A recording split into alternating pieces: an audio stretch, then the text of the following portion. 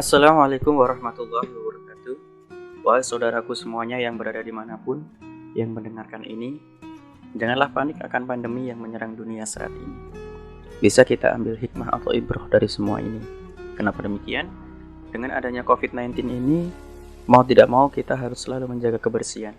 Yang dimana dulu sebelum ini datang, masih kurangnya pemahaman kita tentang kebersihan, tentang pentingnya kebersihan. Mau tidak mau kita cuci tangan. Dulu sebelum COVID-19 datang, kita acuh akan kebersihan tangan kita.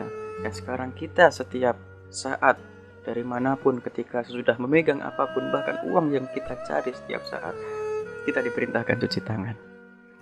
Mau tidak mau kita berkumpul dengan keluarga. COVID-19 ini datang menyuruh kita untuk tetap di rumah bersama keluarga kita, yang dimana sangat sulit untuk kita bersama keluarga karena kesibukan kerja, kesibukan mencari uang, kesibukan belajar, kesibukan sekolah, kesibukan ini, kesibukan itu, sehingga kita lupa dengan keluarga kita acuh dengan keluarga kita. Maka dari itu COVID-19 datang, kita diperintahkan selama 14 hari ini untuk bersama keluarga kita, untuk memperhatikan keluarga kita. Mau tidak mau kita diperintah untuk menjadi guru bagi anak-anak kita. Kita mengawasi belajar anak, kita lihat, kita awasi, kita bimbing anak-anak kita. Kita lihat apakah dia mengerjakan tugas yang diberikan oleh gurunya. Para guru pun juga setiap hari memonitor bagaimana tugas anak-anaknya.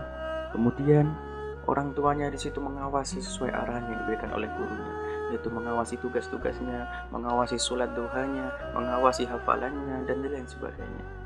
Mau tidak mau kita taat terhadap dengan pemerintah, karena dulu sebelum COVID-19 ini datang, kita acuh akan peraturan yang dibuat oleh pemerintah. Kita sering ketika berada di jalan raya, kita sering kebut-kebutan, kita sering menerobos lampu merah, kita sering tidak pakai helm dan lain sebagainya. Tapi sekarang pemerintah memerintahkan kita untuk memakai masker kemanapun. Kita diperintahkan oleh pemerintah untuk memakai masker dimanapun. Ketika kita keluar disuruh menggunakan. Malah sekarang itu kita malah berebut-rebut. Kita merebut masker tersebut, kita berebutan masker. Dan di mana-mana masker harga melonjak tinggi. Para oknum-oknum yang berhati iblis menimbun masker sehingga harganya melonjak tinggi. Dia tidak memberikan peri kemanusiaan, dia tidak memberikan apa yang dirasakan oleh saudaranya. Dan yang terakhir, mau tidak mau kita harus dekat dengan Allah Subhanahu wa taala. Kita berdoa meminta hanya kepada Allah, karena tidak ada kekuatan di dunia ini yang bisa setara dengannya.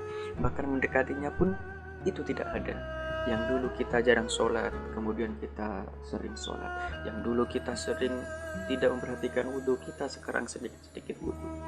Yang dulu jarang sholat, setelah mendengar fatwa dari MUI, dari para ulama tentang kita jangan dulu sholat berjamaah di masjid karena kita menghindari keramaian untuk memutus tali wabah ini atau jalannya wabah virus ini. Pada semuanya pada gak terima, kenapa sholat kita harus dekat kepada Allah. Nah, kita itu diberikan ikhtiar oleh Allah Subhanahu wa taala.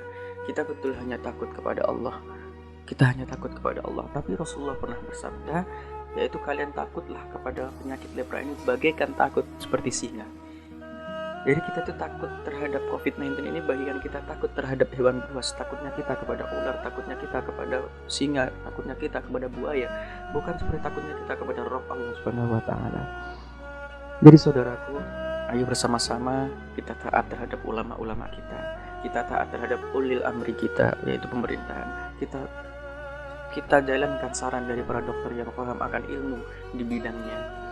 Kita tetap di rumah, social distancing ya. Kita tetap di rumah, jangan keluar rumah dulu. Hindari keramaian. Ya. Jika kita bekerja ya, untuk para kepala keluarga yang ingin masih bekerja, tetap jaga kesehatan. Pakai masker jika keluar, bawa hand sanitizer jika perlu, jika punya bawa hand sanitizer.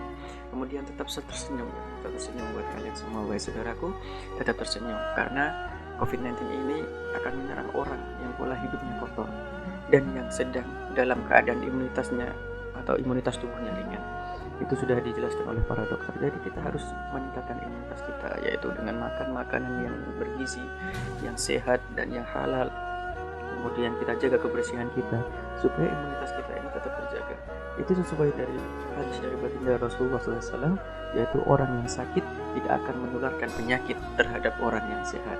hadis riwayat Bukhari nomor 5771, serta hadis riwayat Muslim nomor 2221.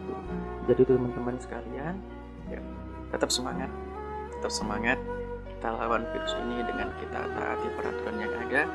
Ini bukan hanya untuk diri kita, yaitu untuk saudara-saudara kita, untuk tetangga kita, untuk semua orang, supaya jalur penyebaran virus ini terputus dan kita bisa merasakan.